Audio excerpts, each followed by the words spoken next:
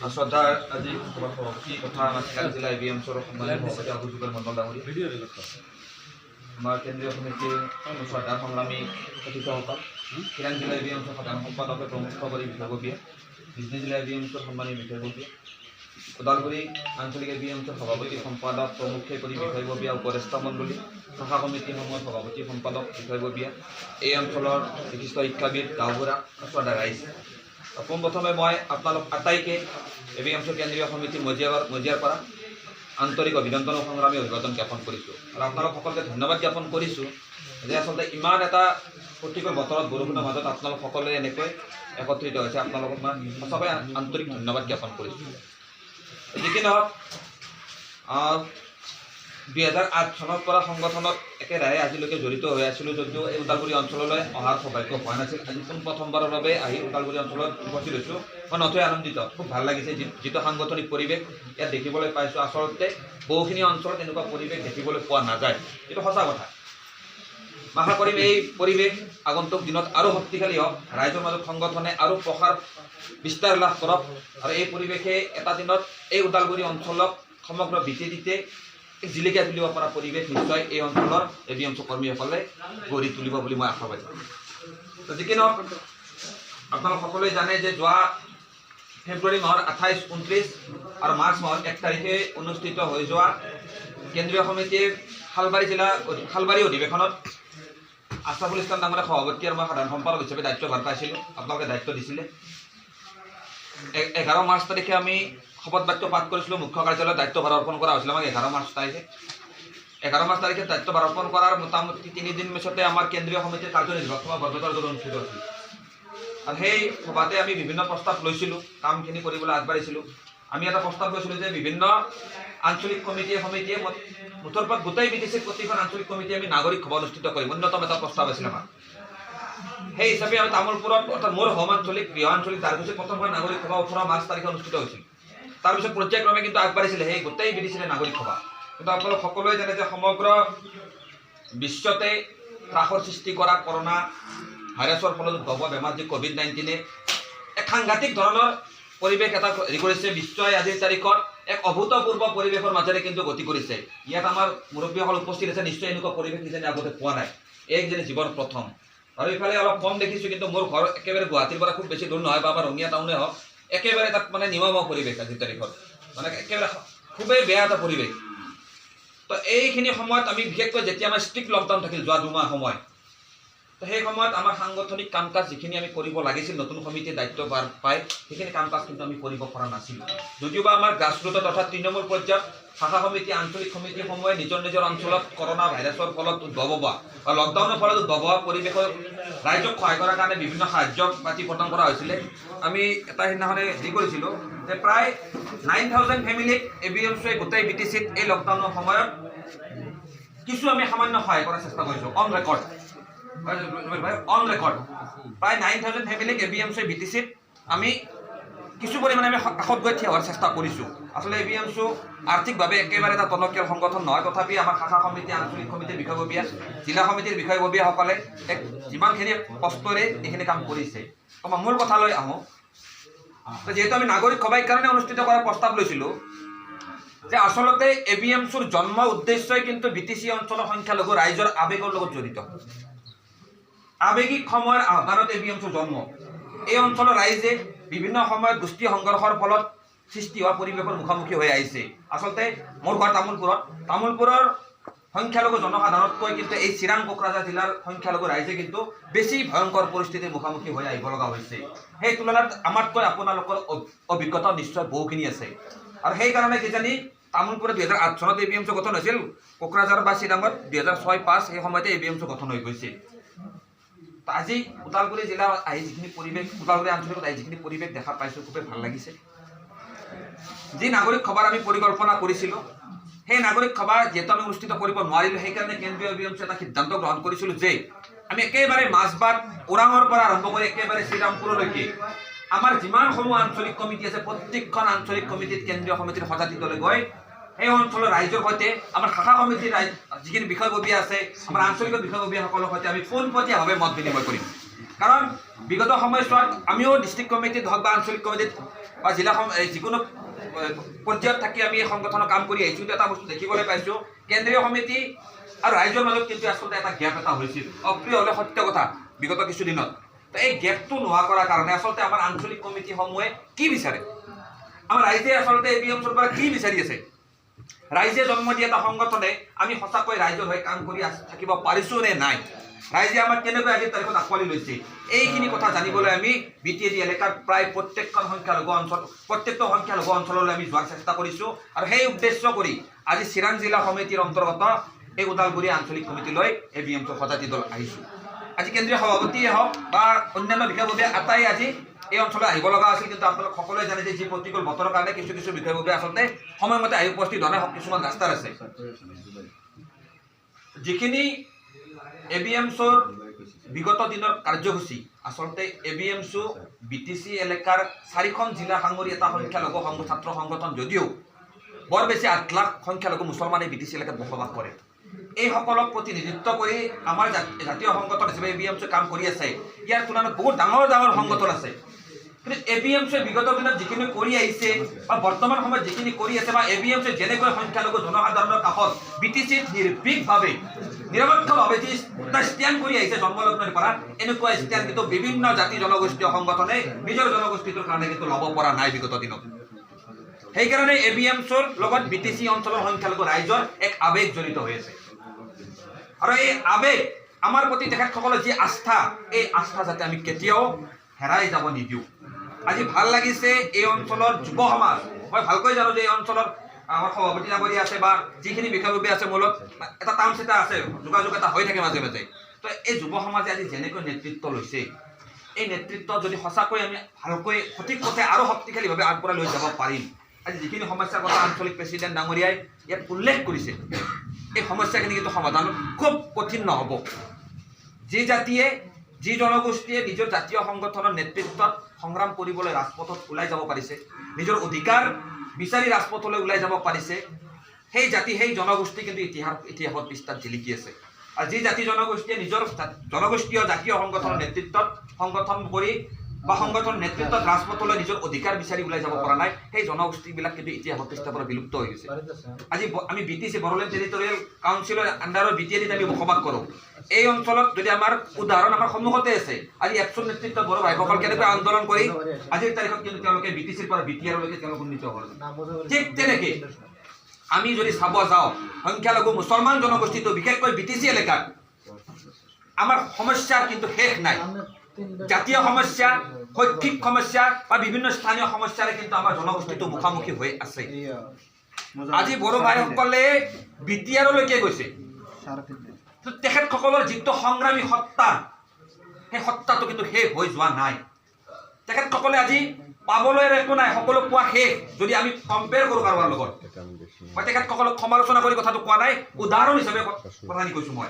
কাৰণ ভাল বস্তু এটা সদায় বোলে ফ'ল' কৰিব লাগে, মানুহৰ ভালখিনি সদায় অনুসৰণ কৰাৰ চেষ্টা কৰিব লাগে। তো তেওঁলোকে আজিৰ তাৰিখতো তেওঁলোকৰ সংগ্ৰামী সত্তাটো হেৰুৱাই পেলা নাই, আজিৰ তাৰিখতো তেওঁলোকে কিন্তু বড়োলেণ্ড ষ্টেটৰ ডিমাণ্ড কিন্তু এৰি দিয়া নাই। কাৰণ কি, মই ৰাজনৈতিকভাৱে কথাখিনি কোৱা নাই, তেওঁলোকৰ যিটো এছপিৰেশ্যন, তেওঁৰ জাতীয় যিটো এটা আকাংক্ষা, সেই আকাংক্ষাখিনি কিমান বৃহৎ। আজি যদি আমি চাব যাওঁ, অসমৰ ভিতৰতে সকলোতকৈ আগবাঢ়ি যোৱা জনগোষ্ঠীটোৱে হ'ল বড়ো জনগোষ্ঠী। তো তাৰ পেৰেলেলি যদি আমি চাওঁ, সকলোতকৈ পিছ পৰি আছোঁ কিন্তু আমি ধৰ্মীয় সংখ্যালঘু মুছলমানসকল। এই চাপাগুৰিৰ পৰা কেই কিলোমিটাৰনো আহিছোঁ, বৰ বেছি 7 কিলোমিটাৰ মেক্সিমাম। আহি কেনে কিন্তু ইয়ালৈ আমি হাতত চেণ্ডেল জোতা লৈ কিন্তু আমি ইয়ালৈ আহিব লগা হৈছে, গাড়ীখনে ক'ৰবাত ঠগল থৈ আহিব লগা হৈছে। তাৰ আমাৰ চাৰিওফালে সমস্যা ভৰপূৰ। সেই সমস্যাই যেতিয়া ভৰপূৰ আছে, জাতীয় সমস্যাই যেতিয়া আমাৰ এনেকুৱা আমাৰ উন্নতিৰ পথত সদায় হেঙাৰ হৈ থিয় হৈছে, সেই সমস্যাসমূহ সমাধান কৰাৰ কাৰণেতো জাতীয় সংগঠন না বেলেগ কিবা প্ৰয়োজন আছে আমাৰ?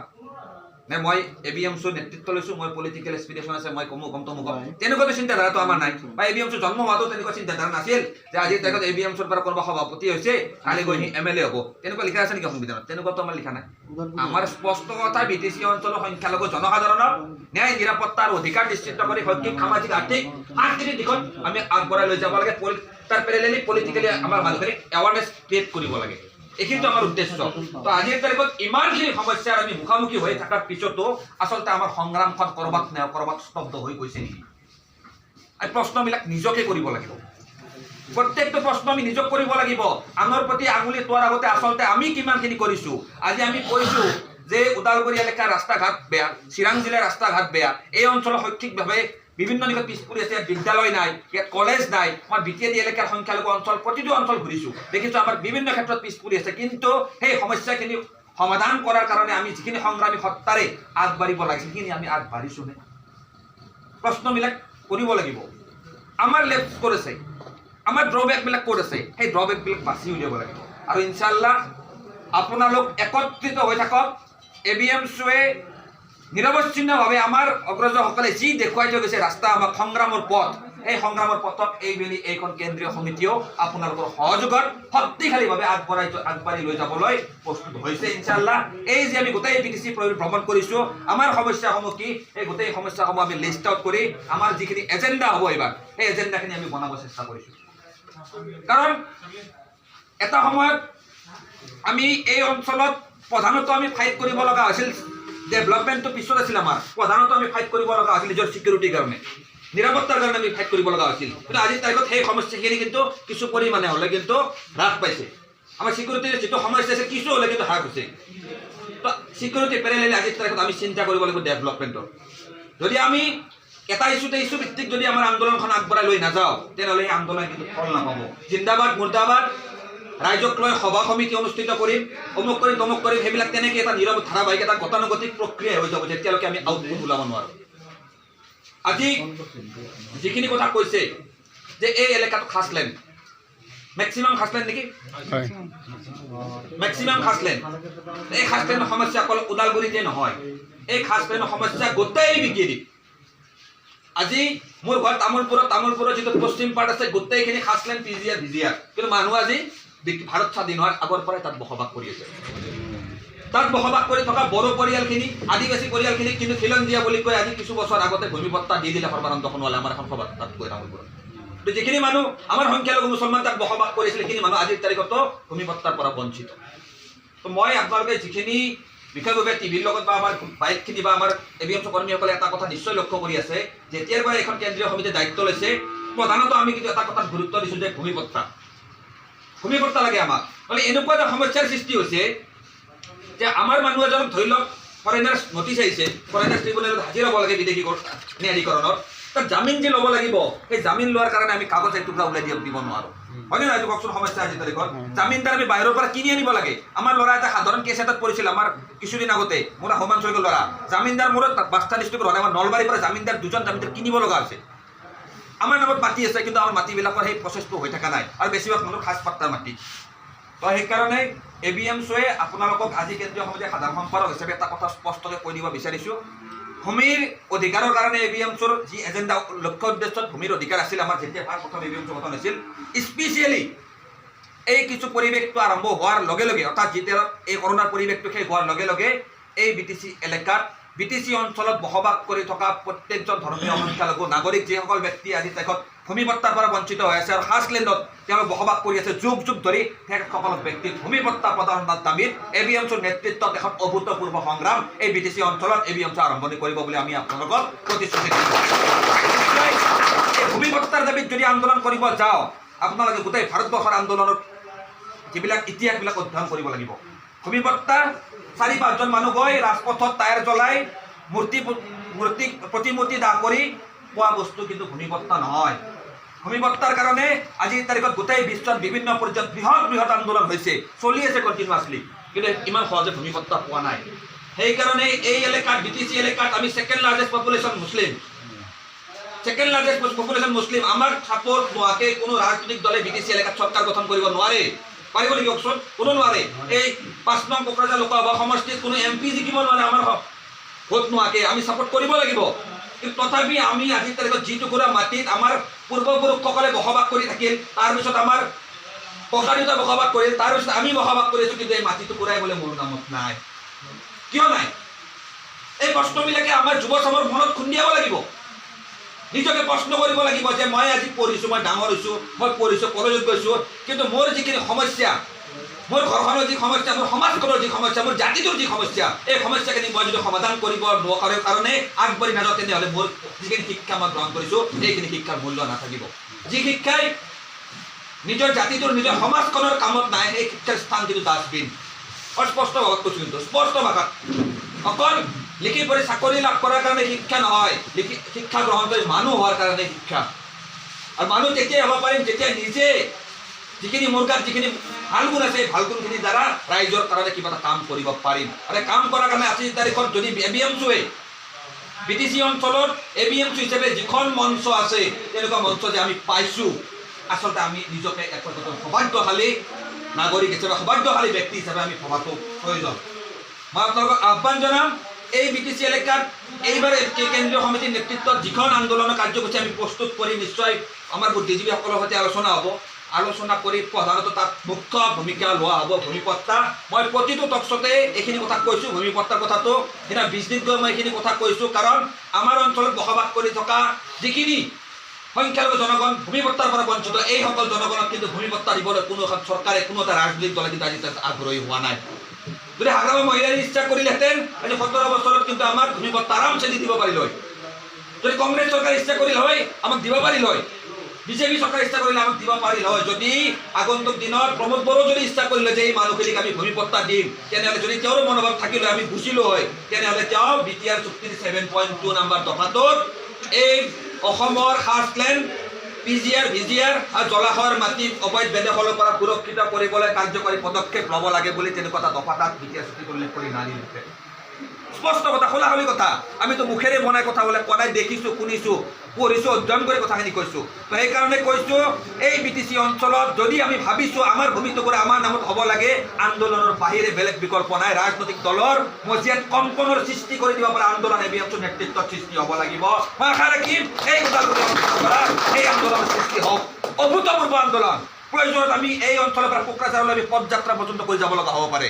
এই মই যে কৈছোঁ আগতে প্ৰতিমূৰ্তি দাহ ৰাস্তাত টায়াৰ জ্বলাই এইবিলাক আন্দোলনেৰে ভূমিপট্টা পোৱা নাযায় সেই দিন গ'ল আজিকালি সেই আন্দোলন আজিৰ তাৰিখত অসমত আপুনি যদি চাই পেপাৰখন মেলি চাই মোবাইল টিভিটো খুলি চাই প্ৰতিটো দিনে প্ৰতিখন জিলাতে তেনেকুৱা কিমান আন্দোলন হৈ আছে আন্দোলন তেনেকুৱা হ'ব লাগিব ৰজাঘৰীয়া দিল্লী দিছপুৰ কোকৰাঝাৰৰ ভিত্তিত কিন্তু কঁপনি উঠিব লাগিব সেই আন্দোলনেহে কাম দিব আৰু তেনেকুৱা আন্দোলনৰ উদাহৰণ আজিৰ তাৰিখত অখিল গগৈ দেখুৱাই আজিৰ তাৰিখত কিন্তু জেলত আছে আমি প্ৰত্যেকজন ABMSU কৰ্মী এটা কথা স্পষ্টকে মনত দৃঢ়ভাৱে শক্তিশালীভাৱে সাহস বান্ধিব পাৰিব লাগিব যে মোৰ শেষ আশ্ৰয় জেলৰ কথাটোৱে হওক মই ভাল পাম মনত সাহস বান্ধিব লাগিব যে মোৰ শেষ আশ্ৰয়স্থলী জেলৰ কথাটো হওক কাৰাগাৰ হওক আৰু মোৰ নামটো কাৰোবাত লিখা থাকক নাথাকক কিন্তু মোৰ নামটো লিখা থাকক কাৰোবাৰ বন্দুকৰ গুলিত সেই সাহস যদি আমি যুৱ সমাজে ল'ব পাৰোঁ এইখিনি যুৱ সমাজ যদি একত্ৰিত হৈ ওদালগুৰি অঞ্চলৰ ৰাইজৰ উন্নতিৰ কাৰণে জাতীয় স্বাৰ্থ সমাধানৰ কাৰণে কাম কৰিব বিচাৰে তেনেহ'লে এই ওদালগুৰি অঞ্চলৰ জনসাধাৰণৰ কাৰণে অভূতপূৰ্ব কাম কিন্তু এই যুৱ সমাজে কৰিব পাৰিব এইখিনি শক্তি আমাৰ আছে আমি একত্ৰিত হ'ব লাগিব আদৰ্শগতভাৱে আমি ৰাইজক লৈ যুঁজ দিব লাগিব গণতান্ত্ৰিকভাৱে সকলো প্ৰয়োজনত স্তব্ধ কৰি দিব পৰা কেপাচিটি ABMSUৰ আছে সাহস আছে শক্তি আছে এইখিনি দেখাব লাগিব দেখাব লগাৰ কাৰণে আমাৰ মাজত যিবিলাক ভেদভাৱ আছে সৰু সৰু কথাতে প্ৰেচিডেণ্ট ছেক্ৰেটাৰীৰ মাজত কাজিয়া লাগি যায় উপদেষ্টা কমিটিৰ মাজত কাজিয়া লাগি যায় ডিষ্ট্ৰিক্ট আঞ্চলিকৰ মাজত কাজিয়া লাগি যায় এইবিলাক বাদ দিব লাগিব সেইবিলাক আমাৰ প্ৰাইমাৰী ইছ্যু নহয় প্ৰাইমাৰী এজেণ্ডা হ'ল জাতিটোৰ কাৰণে কাম কৰা কোনোবাই 2 বছৰৰ কাৰণে আমি দায়িত্ব পাওঁ নে নাপাওঁ আঞ্চলিক শাখা চেণ্ট্ৰেল ডিষ্ট্ৰিক্ট হয়নে নহয় এই 2 বছৰত আমি দায়িত্ব পাইছোঁ মই প্ৰেচিডেণ্ট কোনোবা ছেক্ৰেটাৰী কোনোবা ভাইচ প্ৰেচিডেণ্ট হিচাপে আচলতে আমি তেনেকৈ ভাবিব লাগিব যে আল্লাই 2 বছৰ মোক জাতিটোৰ কাৰণে কাম কৰিবলৈ এটা সুযোগ দিছে এই সুযোগৰ সৎ ব্যৱহাৰ মই কৰিব পাৰিব লাগিব তেনেকৈ ভাবোঁ নিশ্চয় চাব আপোনালোকৰ নেতৃত্বত এই ওদালগুৰি অঞ্চলৰ ৰাইজে নিশ্চিন্ত মনে নিজৰ ঘৰত আৰামেৰে খাই বৈ জীয়াই থাকিব পাৰিব আৰু ABMSUক সদায় নিজৰ বুকুচাত তুলি লৈ ফুৰিব পাৰিব এই অঞ্চলৰ ৰাইজে মই যিখিনি ভূমিপট্টাৰ ক্ষেত্ৰত এইখিনি কথা ক'লোঁ আৰু যিখিনি গৰাখহনীয়া ভূমিপট্টা গৰাখহনীয়াকে আদি কৰি এইখিনি প্ৰধান সমস্যাৰ আমি মুখামুখি হৈ আছোঁ এই সমস্যাখিনি আপোনালোক নিশ্চিত থাকক ABMSUৰ নেতৃত্বত এইবাৰ শক্তিশালীভাৱে উত্থাপন হ'ব আপোনালোকৰ সহায় সহযোগ লাগিব স্থানীয় ৰাইজৰ সহায় সহযোগ লাগিব আৰু এডুকেশ্যনৰ পৰা আৰম্ভ কৰি গোটেইখিনি ইছ্যু আমি ইছ্যু ভিত্তিক আমি তথ্যখিনি ইতিমধ্যে লৈছোঁ আৰু বাকী যিখিনি সমস্যা আমাৰ আছে অভাৰঅল জাতীয় সমস্যা BTC এলেকাৰ সকলোখিনি সমস্যাৰ দাবী চনত প্ৰস্তুত কৰি কিন্তু আমাৰ আন্দোলন হ'ব আৰু এই আন্দোলনত এই BTC এলেকাৰ পৰা শ্ৰীৰামপুৰৰ পৰা আৰম্ভ কৰি মাজবাটলৈকে যিখিনি ABMSU কৰ্মী আছে বুকুত হাত থৈ